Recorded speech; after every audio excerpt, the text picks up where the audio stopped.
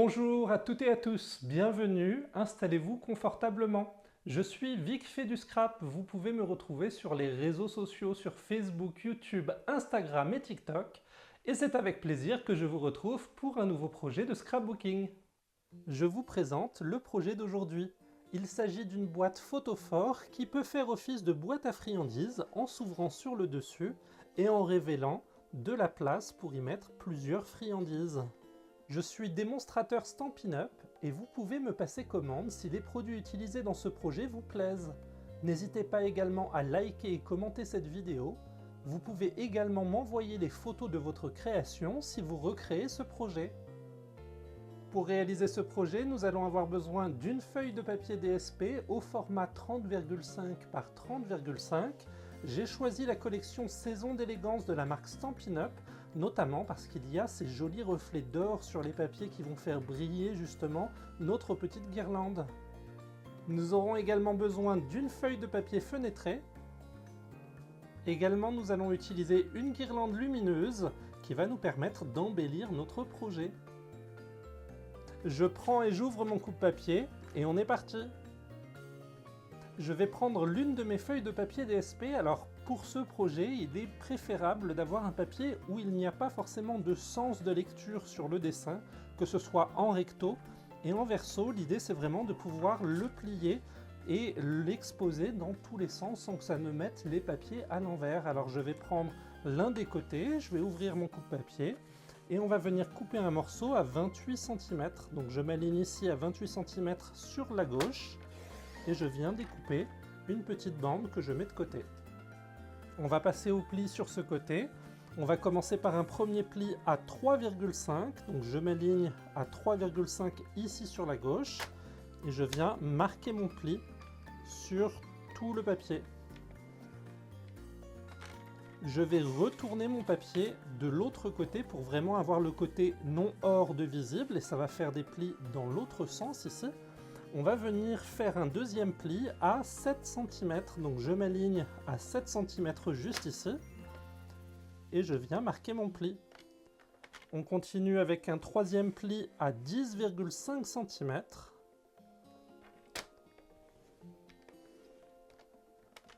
Et un dernier pli à 21 cm.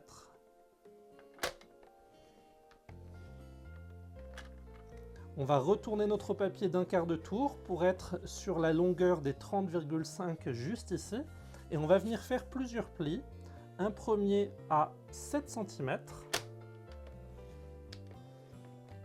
Le deuxième à 14 cm. Un autre à 21 cm.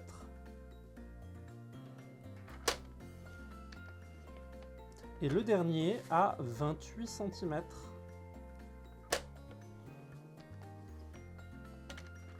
On se retrouve comme ceci avec notre papier où on a vraiment 3 lignes horizontales dont une à l'envers juste ici, plus une autre ligne sur le bas. Et on est venu faire des lignes verticales comme ceci pour séparer en 4 carreaux plus une partie languette sur le côté droit, juste ici. À l'aide de mon plioir en os, je vais venir marquer chacun des plis. Donc je commence par le premier, comme ceci, on va faire revenir le côté or vers nous, comme ceci, on vient vraiment marquer sur toute la longueur. Et on va faire d'abord toutes les lignes des longueurs, comme ceci. Donc je viens vraiment prendre le temps de marquer tous mes plis, je fais en sorte que le papier soit bien droit, c'est important. Et je marque comme ceci. La dernière ligne est juste en bas ici, alors on va réouvrir notre papier. Et je viens marquer, pareil, ici. On va prendre cette fois-ci notre papier pour faire les largeurs, ici. Donc je commence par chacun des côtés. Un premier. Le deuxième.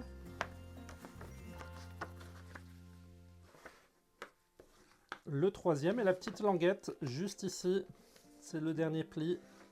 On vient vraiment s'assurer que tous nos plis soient bien droits. Et dans l'idée, on est venu faire les plis vers l'intérieur pour que ce soit le côté or qui soit vraiment caché à l'intérieur de notre photophore. Je vais retourner mon papier Et je vais venir plier sur ma deuxième ligne comme ceci, histoire de ne plus avoir qu'une seule bande sur le haut et toujours ma languette sur la droite. Je vais prendre ma règle et je vais m'aligner sur le haut de mon papier comme ceci pour vraiment avoir les mesures qui apparaissent. Et on va venir marquer plusieurs repères. On va en marquer un premier à 3,5 comme ceci. On va continuer jusqu'à 10,5, un deuxième repère. Je continue jusqu'à 17,5, mon troisième repère, et le dernier à 24,5. Comme ceci, si j'enlève ma règle, j'ai vraiment dessiné mes repères sur le milieu de chacun de mes rectangles ici. Donc mon repère est juste ici, je ne sais pas si vous le voyez bien briller à la caméra. Et j'ai un repère comme ça sur chacun de mes rectangles, ce qui va me permettre de pouvoir découper en angle droit. On va venir faire les découpes au cutter. Alors je vais retourner mon papier cette fois-ci pour avoir ma languette sur le bas, ça sera beaucoup plus facile. On va commencer par ce côté-ci. Donc je vais prendre mon cutter et ma règle et on va venir ici s'aligner dans l'angle entre notre repère ici et le début de notre languette. Juste là, on va placer notre règle entre les deux, comme ceci. Donc je fais bien attention d'être droit.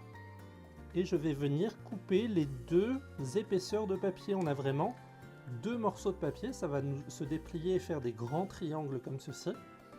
Et on va continuer comme ça sur chacun des morceaux. Alors cette fois-ci, pour mon deuxième rectangle, je prends la ligne de pli qui vient faire jonction entre ma ligne ici et cette autre ligne juste là.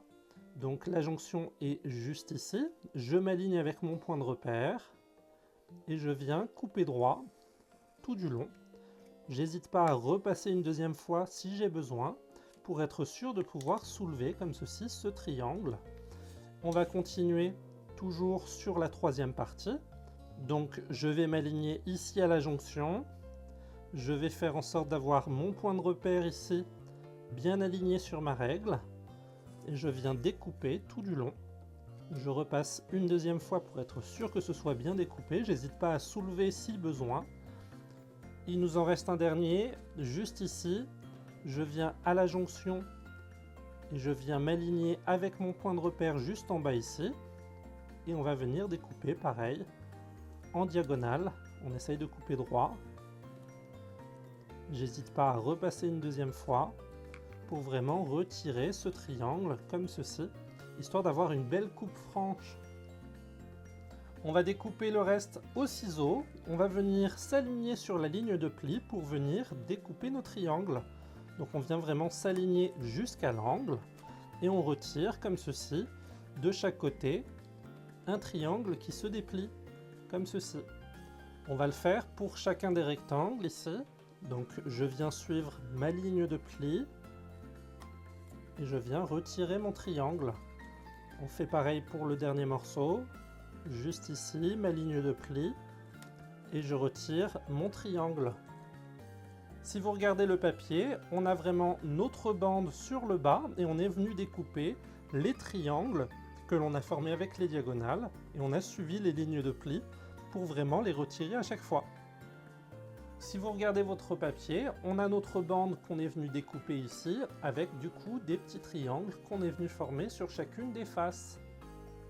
On poursuit nos découpes, on va venir ici découper pareil le long de notre bande de pli jusqu'à l'angle, jusqu'à l'intersection ici. Et de l'autre côté, on va venir biseauter comme si on faisait une languette. Comme ceci, ça va vraiment nous enlever le coin pour vraiment avoir la languette qui se dessine. On va faire la même chose sur l'autre côté de ce rectangle. Donc je viens biseauter de l'autre côté et je vais retirer du long ce petit rectangle ici pour vraiment ne laisser apparent que ma languette. Juste ici, j'ai formé ma première languette, alors je vais déplier mon papier. Vous voyez que mes triangles commencent à prendre forme et on voit qu'on a une deuxième languette juste ici.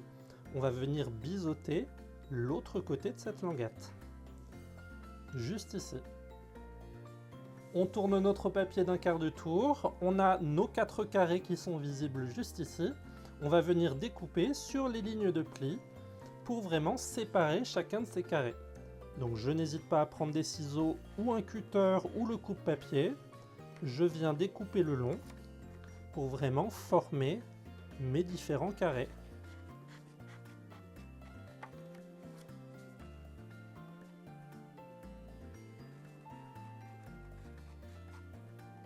Donc on est vraiment venu séparer chacun des carrés. Vous voyez, ils peuvent se soulever les uns les autres. On ne va garder que 2 des 4 carrés, le premier et le troisième.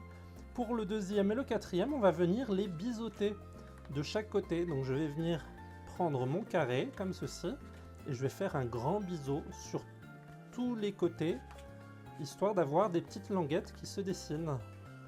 Je viens vraiment le faire de chaque côté. Et on va faire la même chose sur le quatrième carré, ici. Je n'hésite pas à biseauter sur toute la longueur, comme ceci. Et le dernier côté, juste là. On se retrouve vraiment avec 2 carrés et 2 languettes. Je vais prendre mon morceau de papier fenêtré, je vais venir en couper un carré de 6,5 par 6,5, donc je coupe une bande comme ceci à 6,5 et dans l'autre sens à 6,5 également, pour vraiment avoir juste un petit carré qui nous servira de fenêtre pour notre photophore. Je retourne mon papier du côté or, on va vraiment s'aligner pour avoir de visibles les grands rectangles ici de chacune des faces, et on va considérer que le premier carré ici, ça va être notre face de devant. Alors vous allez prendre soit un poinçon, soit un carré de papier pour venir former une fenêtre comme ceci. Donc moi j'aime bien poser un poinçon, ça me permet d'aligner vraiment mes angles. Je vais vraiment faire le contour ici extérieur de mon poinçon, histoire de vraiment bien m'aligner. Je viens faire les 4 côtés. Donc je viens dessiner une marque comme ceci, j'essaye de ne pas bouger et de rester aligné. C'est important. Et je viens tracer chacun des côtés. Ça va me faire des repères pour savoir où découper avec mon cutter. Du coup, je vais prendre mon cutter ici. Je vais m'aligner sur le haut de ma ligne. Et je vais découper le long de la ligne jusqu'en bas, ici, pour vraiment commencer à découper mon carré. Je viens le faire sur chacun des côtés.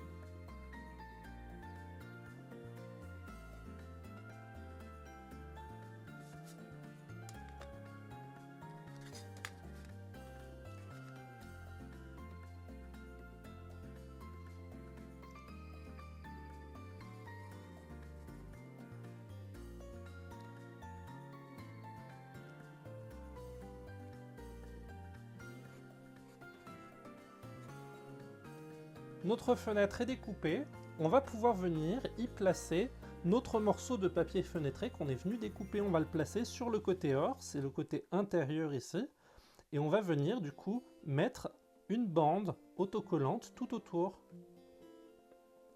Je vais prendre mon rouleau d'adhésif comme ceci, je vais venir décoller des morceaux que je vais coller vraiment à ras-bord de mon cadre ici, tout autour. Donc j'hésite pas à vraiment me rapprocher un maximum de mon cadre, et je vais en mettre 4, un de chaque côté. Je commence par en haut et en bas. Ici, je me rapproche énormément du cadre, comme ceci. Il nous reste les 2 autres côtés. Sur la gauche ici, j'essaye de vraiment bien m'aligner. Il ne faut pas que ça dépasse du cadre, pour pas que ça soit visible derrière, mais l'idée c'est vraiment d'avoir quelque chose de suffisamment rapproché pour que ça colle uniquement notre papier fenêtré. Je viens placer ici mon dernier morceau, tout du long, comme ceci. A l'aide de mon outil touche à tout, je viens retirer les glacines de mes adhésifs. On va vraiment libérer comme ceci l'adhésif sur les 4 côtés.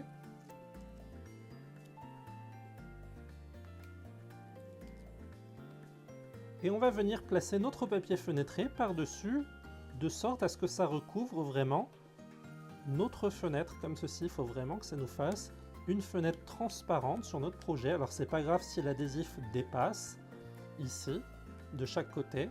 L'important c'est vraiment que ça vienne recouvrir tout notre papier fenêtré. Notre fenêtre est prête, on va pouvoir passer au montage de notre projet. Alors je vais rabattre la première bande ici pour avoir le côté hors de visible. Et on va venir placer de la colle sur notre languette, notre grande languette. Alors c'est parti, je mets de la colle sur toute ma languette, tout autour. J'hésite pas à en rajouter un petit peu à l'intérieur, il ne faut pas qu'il y en ait trop pour pas que ça déborde. On garde pliée la languette du haut, on va venir retourner notre projet et plier notre côté comme ceci. Si besoin, on prend notre plioir en os pour venir remarquer notre pli pour être sûr que ce soit bien droit, bien plié. Et on va venir rabattre l'autre côté ici, de sorte à ce que ce soit vraiment aligné. On fait en sorte d'être bien droit, d'avoir vraiment quelque chose de propre et d'aligné. Et j'hésite pas à venir, comme ceci, appuyer avec mon plioir en os. Alors, tout au-dessus, j'hésite pas également à rabattre ma languette. Comme il y a un peu plus d'épaisseur, elle risque de gondoler un petit peu, c'est pas bien grave, on vient appuyer avec notre plioir en os pour être sûr de l'aplatir comme ceci. On va laisser sécher et on va pouvoir passer au montage de notre projet. Je vais prendre mon projet, je le retourne pour avoir ma fenêtre de visible et on va venir former comme ceci notre boîte. Donc on a vraiment notre fenêtre sur le côté droit ici. Et on va s'occuper des languettes tout en bas. Alors on va venir les rabattre dans l'autre sens pour que ce soit plus simple, comme ceci. On voit que notre fenêtre est juste ici, donc la première, ça va être celle du fond. Je viens rabattre ma languette comme ceci. Et je vais vouloir y placer un peu de colle, donc je vais la coller tout autour ici. J'hésite pas à en mettre au milieu. Je vais rabattre l'un de mes côtés, c'est pas bien grave si ça ne recouvre pas la totalité. Comme ceci, on va placer de la colle par-dessus également. Ici. Je viens remettre mon autre côté ici, par-dessus. Pour le moment, on n'appuie pas énormément, on vient juste les poser les uns sur les autres. Je remets de la colle et je viens rabattre ici pour former le fond de ma boîte. Donc on vient vraiment s'aligner pour que ça fasse une boîte carrée, comme ceci. Une fois qu'on est bien aligné, on retourne notre boîte et à l'aide de notre plioir en os, on va venir appuyer sur le fond ici, histoire d'être sûr que chacun des côtés se colle correctement. Notre boîte prend forme, on va la placer sur le dessus. Pour l'ouvrir, il suffit de tirer sur le dessus, ça vient ouvrir le mécanisme comme ceci, vers l'intérieur et ça révèle le contenu de notre boîte. Donc il est possible de venir y placer plusieurs friandises. Nous, on a envie d'en faire un photophore. Je vais reprendre ma petite lampe ici, alors je peux l'allumer pour que vous puissiez voir les guirlandes. On va venir la dérouler. Je vais reprendre ma guirlande lumineuse. Alors toutes les guirlandes, je vais venir les placer en boule comme ceci dans ma main. Je vais vraiment prendre la forme d'une boule pour pouvoir venir la placer à l'intérieur de ma boîte. Je vais prendre un stamping dimensionnel que je vais placer sur le dessus de mon mécanisme ici. Je vais en prendre un deuxième pour égaliser de l'autre côté ici. On va retirer les glacines et on va venir placer notre mécanisme à l'intérieur de la boîte. L'idée, c'est de venir recouvrir l'intérieur de cette partie-là avec notre mécanisme pour qu'il soit caché. Donc je vais ouvrir ma boîte juste ici et placer mon mécanisme sur la face avant ici de ma boîte, comme ceci. Je suis vraiment venu coller à l'intérieur mon mécanisme de sorte à ce qu'il ne soit pas visible au niveau de ma fenêtre ici. Et on va venir y rajouter notre guirlande à l'intérieur comme ceci. Elle va vraiment tomber au fond de notre boîte. Donc j'hésite pas à vraiment appuyer à l'intérieur. Et il ne nous reste plus qu'à venir fermer notre photophore. Quand on regarde, notre boîte lumineuse est à l'intérieur et elle fait briller notre papier d'or tout autour. Ça lui donne vraiment de la splendeur, ça vient vraiment habiller notre projet. Notre boîte photophore est terminée. Si vous préférez ne faire que des boîtes friandises, vous pouvez faire la même chose sans faire la fenêtre. Vous pouvez également venir mater des papiers sur chacun des côtés pour faire un duo coloré comme ceci. Et ça vous fait une boîte à gourmandise, donc elle est un peu plus sombre à l'intérieur. mais ça fait tout office de boîte à friandises ou de photophore ici. Ce projet fait partie du Global Stamping Video Hub. Le principe est simple, chaque mois nous choisissons un thème et nous allons proposer plusieurs tutoriels vidéo. N'hésitez pas à aller visionner les réalisations des autres créateurs, je vous ai mis les liens en description de cette vidéo. Et voilà, le projet est terminé. N'hésitez pas à mettre un like et un commentaire si vous l'avez apprécié. On se retrouve tous les mardis à partir de 18h30 pour un nouveau projet de scrapbooking. D'ici là, portez-vous bien, à bientôt!